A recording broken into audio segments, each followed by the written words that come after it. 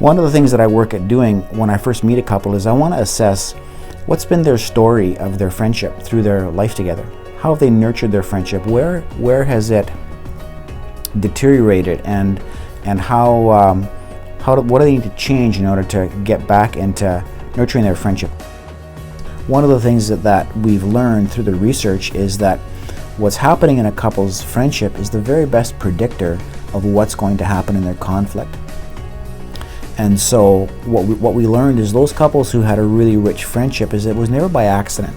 They were doing some very specific things to nurture their friendship. One of the things, for example, was they were really good at asking each other questions about what was going on in their lives and how they felt and what their opinions were and what they thought. So it wasn't just questions like, did you get the car fixed? It was questions that were stimulating to conversation. So they were really open-ended questions that had a level of intimacy attached to them. So they were questions like, what do you imagine our lives looking like 5 years from now? Or what do you hope for our kids when they grow up? They didn't necessarily have to do those things, but having the conversation turned out to be really important because it reflected that there was a level of interest in the other person's life. And turned out that when couples were doing that, then when they ran into issues where they disagreed about, they were intuitively much more careful with each other because they had developed this tender emotional connection.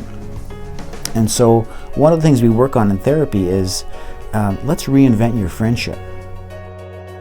If a couple comes to see me who is stuck, or they're in crisis, or they're wanting something different in their relationship than what they're currently experiencing, and I can put tools in their hands that result in them achieving those results and literally changing the course of their marriage or their relationship or their family.